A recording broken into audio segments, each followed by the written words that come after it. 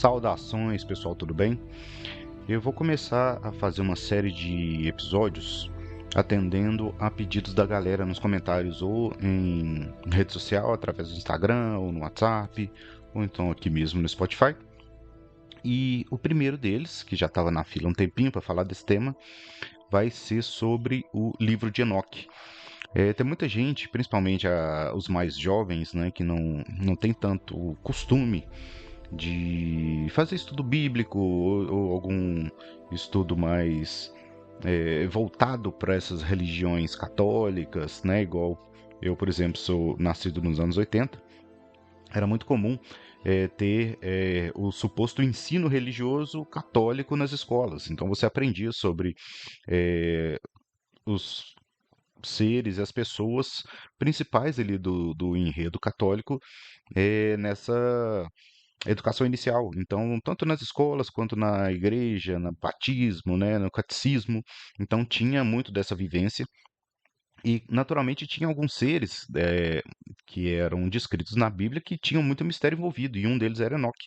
E foi um personagem que ele sempre me deixou muito intrigado, e eu achei um áudio bem interessante para trazer para vocês aqui hoje. Então, para quem não conhece, é um áudio muito legal para ter uma base de conhecimento, para argumentar, para trocar uma ideia sobre. E quem quiser se aprofundar mais, claro, né, sempre tem leituras adicionais aí, pesquisas adicionais que podem ser feitas. Então, no primeiro episódio dessa parte de Atendendo a Pedidos, eu vou falar sobre o livro de Enoque, que ele chegou para mim através do WhatsApp também, solicitação de um ouvinte para trazer esse tema, e estou trabalhando já em mais alguns para trazer na sequência, então espero que vocês curtam. Então é isso, não vou me delongar muito não, espero que vocês aproveitem, curtam bastante o episódio e aguardo o comentário de vocês no final, beleza? Valeu, obrigado.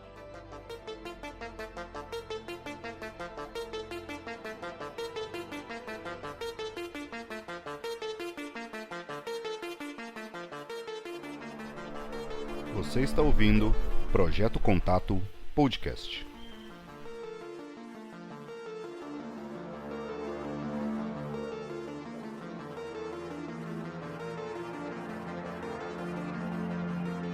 Se você já leu a Bíblia, você leu o livro de Enoque, quer dizer, pelo menos um pedacinho. O autor da Epístola de Judas, no Novo Testamento, cita uma passagem de Enoque palavra por palavra, e vários outros autores cristãos, de Orígenes de Alexandria a Santo Agostinho, também citam e comentam o livro de Enoque. Mas o que exatamente é esse livro, o que ele diz, e por que, mesmo tendo sido extremamente influente na antiguidade, ele é praticamente desconhecido hoje em dia? A ideia desse vídeo é apresentar um panorama geral sobre o livro de Enoque, passando por cada um dos sublivros contidos nele e situando esses textos historicamente. Bom, então antes de mais nada é importante dizer que há 3 livros chamados de Livro de Enoque. O mais antigo de todos é muitas vezes chamado simplesmente de Livro de Enoque mesmo, que é o que eu vou fazer também ao longo desse vídeo. Mas esse mesmo livro também costuma ser chamado de Primeiro Enoque ou Enoque Etíope. Além dele, a gente tem também o Segundo Enoque, ou Enoque Eslavo, e o Terceiro Enoque, ou Enoque Hebreu. Mas apesar desses títulos, né, primeiro, segundo e terceiro Enoque, esses textos são bem diferentes e bem distantes no tempo e não formam uma sequência. Não é como se fosse, por exemplo, o Poderoso Chefão 1, 2 e 3. Cada um deles é uma obra independente que circulou de forma separada ao longo da história. E outra coisa, o próprio primeiro Enoque não é um único texto. Na verdade, essa obra bem longa, com mais de 100 capítulos no total, é dividida geralmente em 5 livros menores: o Livro dos Vigilantes, o Livro das Parábolas, o Livro dos Luminares, o Livro dos Sonhos e a Epístola de Enoque, além de 2 apêndices bem curtinhos no final. Nesse vídeo, eu vou focar especificamente no primeiro Enoque e nesses sublivros que o compõem. E daqui a pouco a gente vai dar uma olhada em cada um deles, vendo o que diz, né, cada uma dessas partes. Mas antes vale a pena falar um pouco da data e do contexto desse primeiro Enoque. Segundo o próprio texto, o autor do livro seria o patriarca Enoque, pai de Matusalém e bisavô de Noé, que é mencionado de passagem no livro de Gênesis. O texto lá em Gênesis diz o seguinte: Enoque andou com Deus, depois desapareceu, pois Deus o arrebatou. E é justamente essa relação excepcional de Enoque com Deus e o seu arrebatamento que servem de pano de fundo para as várias visões e jornadas celestiais e até infernais que o livro de Enoque apresenta. Mas claro que a partir de uma abordagem histórica, essa autoria não é aceita. O livro de Enoque contém uma série de visões proféticas que casam muito bem com os eventos do período de dominação grega helenística ali na região da Judéia, e também com eventos do período dos Macabeus, o que indica que o autor sabia desses eventos, que eram passado para ele, ainda que ele colocasse esses eventos como previsões do futuro feitas por Enoque. Bom, caso você parta da premissa de que realmente é possível alguém ter acesso ao futuro, esse argumento de datação talvez não seja muito convincente. Mas o fato é que historicamente, academicamente, se a gente tem um texto que fala de Napoleão, por exemplo, a gente trata ele como posterior a Napoleão. E se um texto fala sobre Judas Macabeu, como o livro de Enoque, a gente trata ele como um livro posterior a Judas Macabeu. E há outros critérios também que corroboram essa data, como o fato de que nenhum texto anterior ao século III a.C.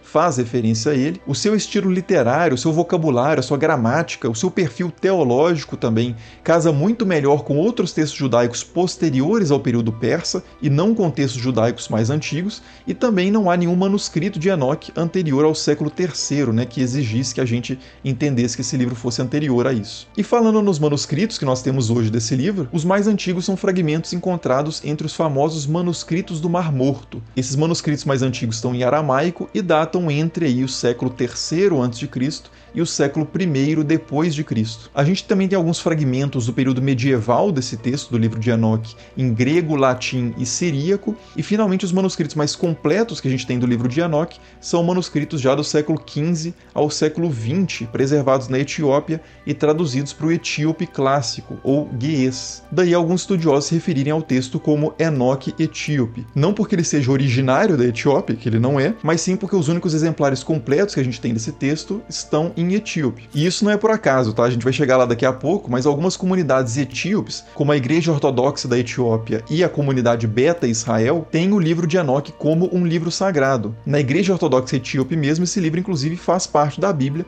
da mesma forma que o Gênesis e o Apocalipse. Mas a gente vai chegar lá. Antes disso, vamos dar uma olhada agora no conteúdo propriamente desse texto, O que o livro de Enoque diz, afinal. Como eu disse, o livro de Enoque é dividido em 5 partes principais. A primeira delas é o chamado Livro dos Vigilantes, ou Livro dos Observadores, ou Livro das Sentinelas. Esse livro conta a história de quando alguns anjos, chamados de vigilantes no texto, desceram para a terra e tiveram filhos com mulheres mortais. Esses filhos nasceram gigantes e começaram a comer tudo pela frente, desde a colheita, os animais puros e impuros, seres humanos e até eles mesmos. Enquanto isso, os vigilantes, esses anjos descidos do céu, ensinaram aos mortais diversas artes e ciências ocultas, desde a magia e a astrologia até a metalurgia e o uso de cosméticos. Segundo o texto, esses saberes fizeram aumentar a perversidade e o poder destrutivo dos humanos.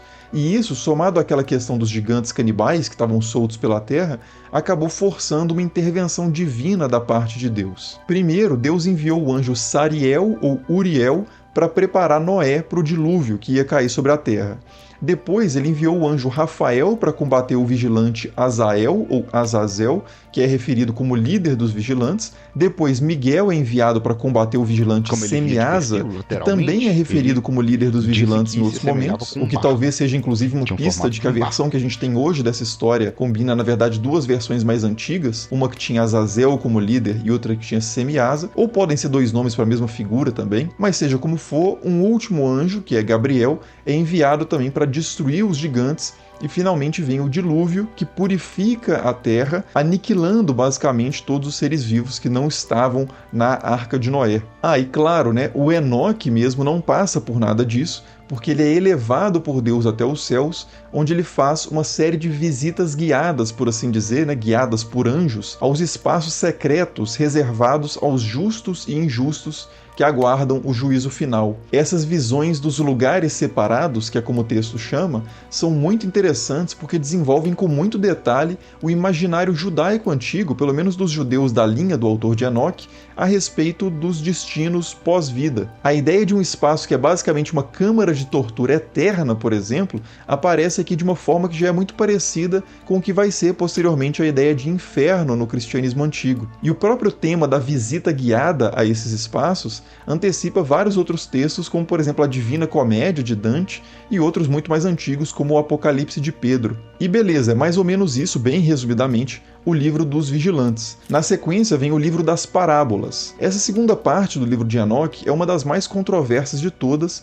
porque ela traz um personagem que tem muitos paralelos com o Cristo do Novo Testamento. Alguns estudiosos até defendem que ela, na verdade, é um acréscimo cristão ao livro de Enoque, feito posteriormente, e realmente não dá para descartar completamente essa possibilidade, porque nenhum dos exemplares antigos do livro de Enoque preservam o livro das parábolas. Só que esses exemplares, na verdade, também são bem fragmentados, e várias partes de outros livros também não são encontradas entre eles. Então, assim, vai saber. O que a gente pode dizer com certeza é que esse livro tem como tema principal a batalha do bem contra o mal e a questão do juízo final. As visões de Enoque apresentadas aqui separam o mundo basicamente em dois lados. De um lado estão os eleitos, os justos, os santos e os anjos fiéis, e do outro lado estão os opressores, os reis e poderosos e os anjos caídos. O lado do mal é liderado por Azazel e o lado do bem é liderado por Deus, chamado aí no texto de Senhor dos Espíritos, ou então de Cabeça dos Dias. E esse lado do bem também é capitaneado por uma espécie de representante supremo de Deus,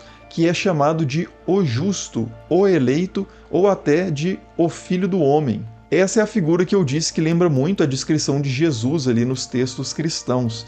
Ela combina três temas muito presentes no imaginário judaico antigo, que são o tema do rei esperado da linhagem de Davi, o Messias, o tema do servo, que aparece algumas vezes no livro de Isaías, e o tema da personificação da sabedoria, uma espécie de atributo divino existente antes mesmo da criação, que nas versões gregas foi traduzida como logos, a palavra. Mas apesar desses paralelos muito fortes com as descrições de Jesus, o curioso é que no final do livro das parábolas, esse tal de eleito e filho do homem é identificado com o próprio Enoque. O texto diz o seguinte: "E o cabeça dos dias, Deus, veio com Miguel e Rafael e Gabriel e Fanuel e milhares e dezenas de milhares de anjos incontáveis. E ele veio até mim e me cumprimentou com sua voz e disse-me: Você é aquele filho do homem que nasceu para a justiça, e a justiça habita em você, e a justiça do cabeça dos dias não o abandonará." Uma tradução antiga e muito influente do livro de Enoque para o inglês até modificou esse trecho para desvincular a imagem de Enoque do Filho do Homem, mas hoje a solução desse tradutor é universalmente rejeitada pelos especialistas, que defendem uma leitura mais direta do texto, segundo a qual o braço direito de Deus no juízo é realmente o próprio Enoque. Uma ideia, aliás, que vai se desenvolver no chamado Enoque hebreu muitos séculos depois, com a cena da transformação de Enoque em uma figura elevadíssima, quase divina, chamada Metatron. Mas isso a gente pode deixar para outro vídeo. Voltando para o primeiro Enoque, o Enoque etíope, a gente segue então para a terceira parte, que é o livro dos luminares. O livro dos luminares, ou livro astronômico, é a mais diferente de todas as partes. O interesse principal dela é sobre questões relacionadas ao calendário. A partir de uma série de visões do funcionamento do cosmos, do universo, dos portões que dividem a trajetória dos astros, dos ventos que colocam esses astros em movimento, da ação dos 4 seres que regem as estações, etc. e tal, o autor defende o uso de um calendário solar, em vez do calendário lunisolar, que era mais tradicional no judaísmo antigo. Isso pode parecer meio fora de lugar num texto religioso, mas o fato é que o calendário era absolutamente importante para a definição e observação das festas e dos ritos religiosos. Como definir, por exemplo, quando celebrar a Páscoa, os anos sabáticos e o jubileu, por exemplo? Tudo isso depende do calendário. E uma coisa curiosa aqui é que no livro de Gênesis é dito que Enoque viveu 365 anos, uma idade muito diferente da dos outros patriarcas e que remete muito fortemente ao ciclo solar de 365 dias, mais ou menos. Parece que já na época de escrita do Gênesis existia essa relação de Enoque com o calendário solar por algum motivo, que aliás, o calendário solar já era utilizado na Pérsia e no Egito Antigo também. Bom, e a próxima parte do livro de Enoque é o livro dos sonhos. Essa parte traz 2 sonhos em que Enoque recebe revelações sobre o futuro. A primeira prevê o evento do dilúvio e a a segunda recapitula a história desde a criação e avança até o juízo final. Esse segundo sonho, de temática mais histórica, é especialmente interessante aqui porque é nele que a gente encontra as referências aos eventos do período helenístico que eu falei lá no início do vídeo. Mas para chegar lá, a gente tem que começar das alegorias que o autor coloca para repassar a história desde antes do dilúvio. E essas alegorias usam animais para representar os humanos, estrelas para representar os vigilantes, né, os anjos descidos, e usa humanos para representar os anjos fiéis. Antes do dilúvio, toda a humanidade é representada como gado. Aí algumas estrelas caem e viram touros que cruzam com novilhas na terra, e essas geram camelos, elefantes e asnos. Aqui, claro, a referência é a história dos anjos caídos, lá do livro dos vigilantes, onde as estrelas são os vigilantes, as novilhas são as mulheres e os outros animais são os gigantes. Depois disso vem o dilúvio, e depois do dilúvio aparece um touro branco que tem 3 filhos também touros. Um branco, um vermelho e um preto. O touro pai morre e os touros filhos se multiplicam, mas a prole do touro vermelho e do touro preto é formada por diversos animais impuros e por predadores, e só a prole do touro branco é que permanece pura, e dela vem mais 2 gerações de touros brancos. A última geração desses touros brancos gera um javali preto e uma ovelha branca, e por aí vai. Resumindo até aqui, o primeiro touro branco depois do dilúvio é Noé, o filho também branco é Sem, de quem descende Abraão e Isaac, que também são touros brancos, e desse último descende Jacó, que é a ovelha branca. Os animais de outras cores são os patriarcas de outros povos. O touro vermelho é Cam, e o touro preto é Jafé, e o javali preto lá do final, né, o irmão da ovelha branca, é Esaú. Depois dessa fase dos patriarcas, as referências avançam já para o período de domínio grego, das expansões de Alexandre o Grande e dos seus generais, e vai até a revolta dos macabeus contra esse domínio helenístico em meados do século II a.C.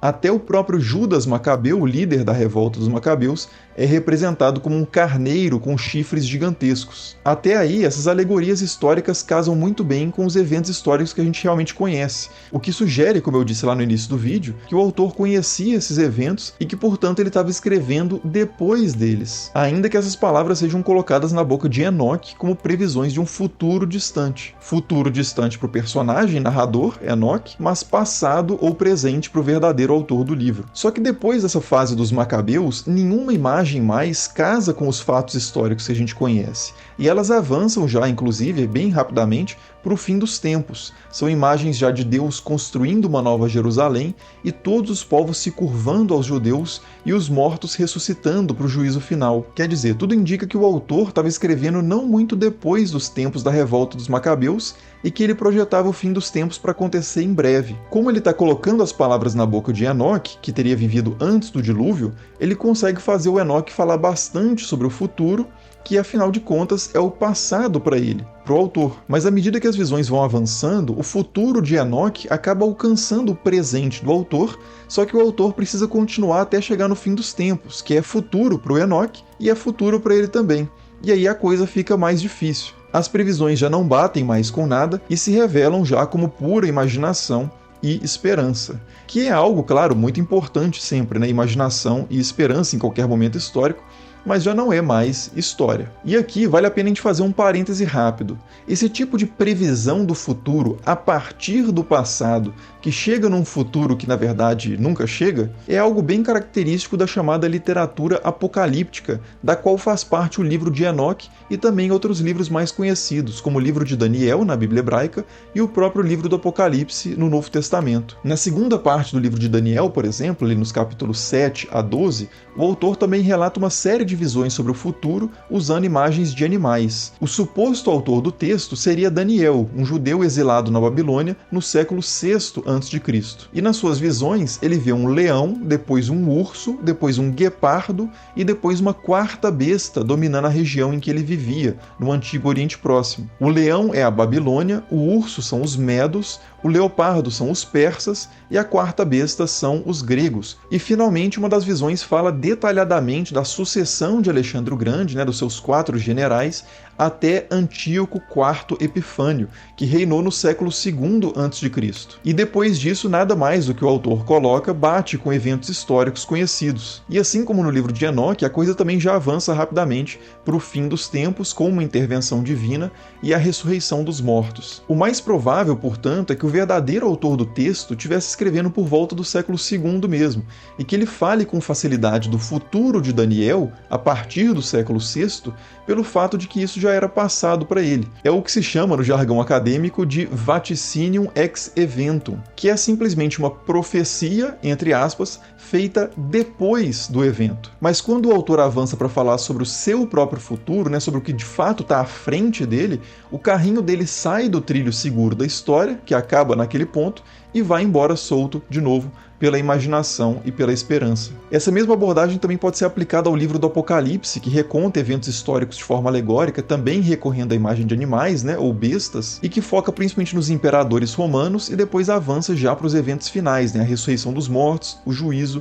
e a inauguração da Nova Jerusalém. Mas depois a gente pode fazer vídeos específicos detalhando essa discussão de cada um desses livros apocalípticos. Por hora, vamos voltar lá para o livro de Enoque, né, que só está faltando a quinta e última parte, que é a Epístola de Enoque. Essa última parte, a Epístola de Enoque, é escrita como uma espécie de testamento e instrução moral destinada aos filhos de Enoque, e por extensão ela é destinada também às futuras gerações que praticarão a retidão e a paz, como diz o texto. Essas instruções são dadas também na perspectiva de um juízo final iminente. O fim está próximo, então esteja preparado. Evite a idolatria, o consumo de sangue, a blasfêmia e a transgressão de outras leis divinas. E caso você seja rico e poderoso, evite construir patrimônio às custas dos outros, não junte dinheiro sujo e não faça banquetes luxuosos enquanto oprime os pobres. E se você não for o opressor, mas sim o oprimido, tenha esperança, diz Enoque. Os injustos serão varridos da terra e a autoridade será dada aos justos. O texto diz: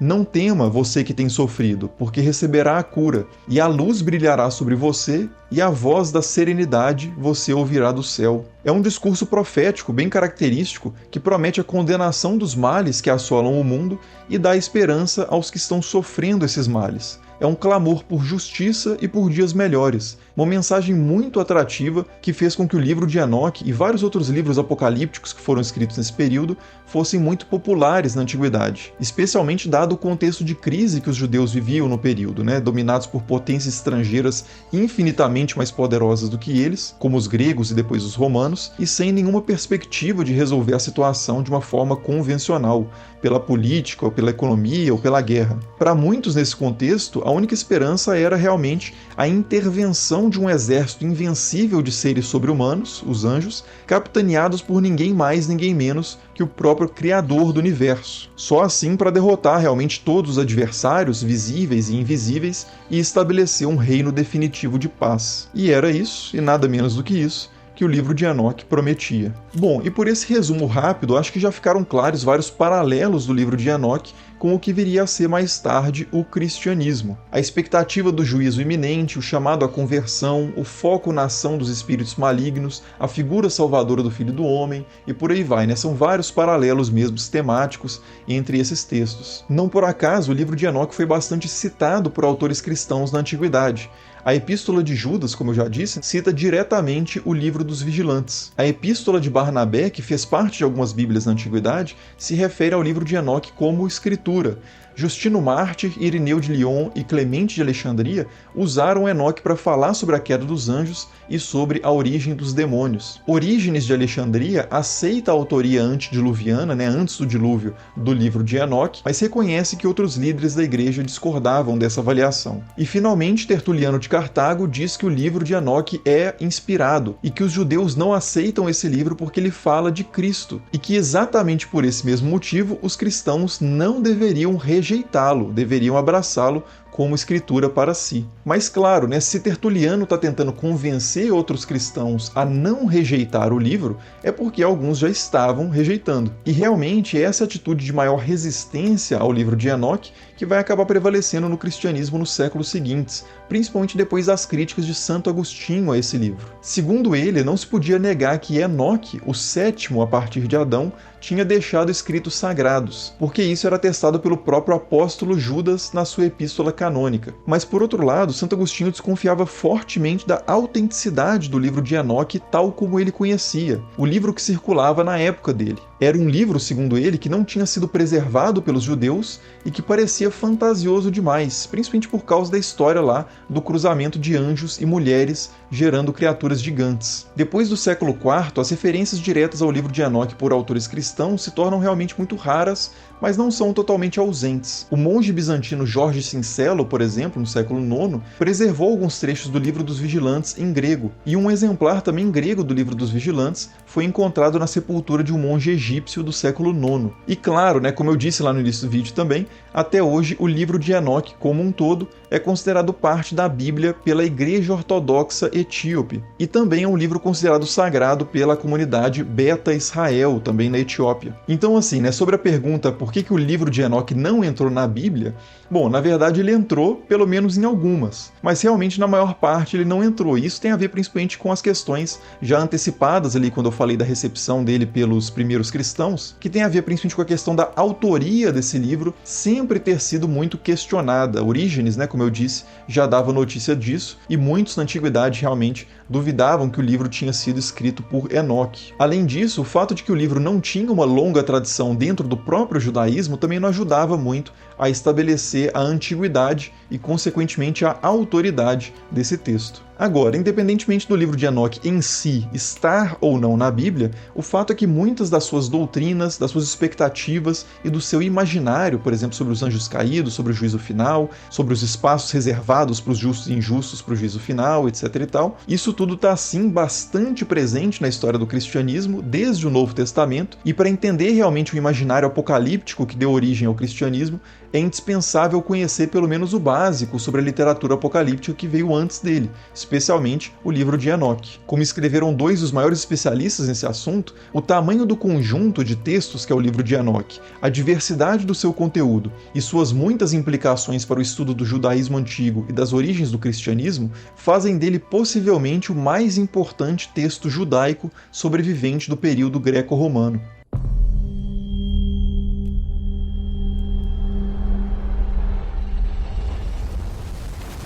Você está ouvindo Projeto Contato Podcast.